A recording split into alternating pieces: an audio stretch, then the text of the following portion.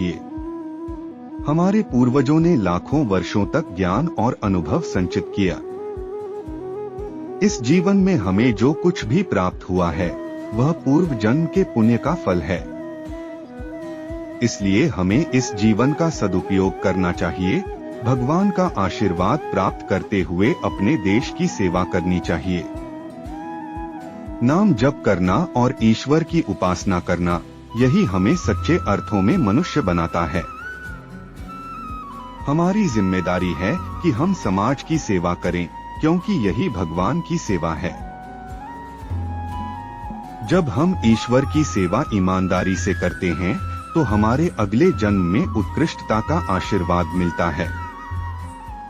इसलिए प्रतिदिन कुछ समय नाम जपने के लिए निकालें। यह शरीर एक दिन नष्ट हो जाएगा, लेकिन जो कर्म हम करते हैं वे हमारे साथ रहेंगे। संतों का संग और भक्ति से हमें मोक्ष प्राप्ति का मार्ग मिलता है।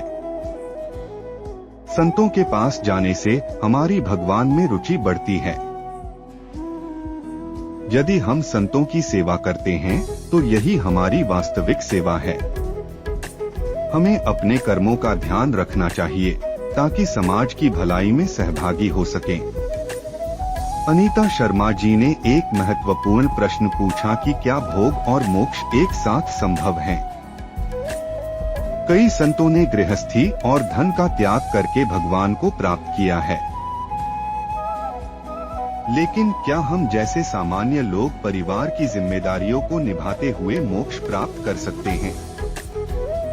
इस प्रश्न का उत्तर सरल नहीं है। शास्त्रों में अलग अलग तरीकों का वर्णन किया गया है। हर व्यक्ति की स्थिति भिन्न होती है, इसलिए हर किसी के लिए एक ही मार्ग नहीं है। गृहस्थ जीवन में रहते हुए भी कोई भागवत प्राप्त कर सकता है। उदाहरण के लिए चक्रवर्ती सम्राट अम्बरीश का चरित्र हमें यह सिखाता है कि अगर हम अपने राजधर्म को निभाते हुए भागवत चिंतन करते हैं तो मोक्ष की प्राप्ति संभव है। घर में रहते हुए भी संत सेवा, अतिथि सेवा और गुरु सेवा जैसे कार्यों के माध्यम से हम भगवान की कृपा प्राप्त कर सकते हैं। अगर हम धर्म पूर्वक धन कमाते हैं और समाज की सेवा करते हैं तो निश्चित रूप से हम भागवत प्राप्त करेंगे। हालांकि अगर हम अवैध तरीकों से धन कमाते हैं और भोग विलास में लिप्त होते हैं तो हमें दुर्गति का सामना करना पड़ेगा। जीवन में जो भी कार्य करें उसे धर्म पूर्वक करें। धन कमाने के बाद उसे संतों और समाज की भलाई में लगाएं। जैसे जैसे हम दूसरों की सेवा करते हैं हमारा राग कम होता है। त्याग करना जरूरी नहीं, बल्कि भोगों को सेवा में लगाना चाहिए। हम सन्यासी भी हो जाएं तो भी अगर हम अपने मन में राग रखते हैं तो वह त्याग नहीं माना जाएगा। महान संतों जैसे राजा भरत के जीवन से हमें प्रेरणा मिलती है। हमें अपने परिवार और समाज की भलाई के लिए धन एकत्र करना चाहिए और उसे संतों की सेवा में लगाना चाहिए। इस तरह हम अपनी भोगविलास की प्रवृत्तियों पर नियंत्रण पा सकते हैं।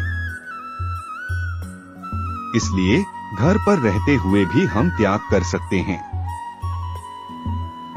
संतों और गुरुजनों की सेवा करें और नाम जप करें। यह सब मिलकर हमारे कल्याण की दिशा में ले जाएगा। हमारे कर्म ही हमारे भाग्य का निर्धारण करते हैं। अगर हम अपने जीवन को सही दिशा में ले जाएं,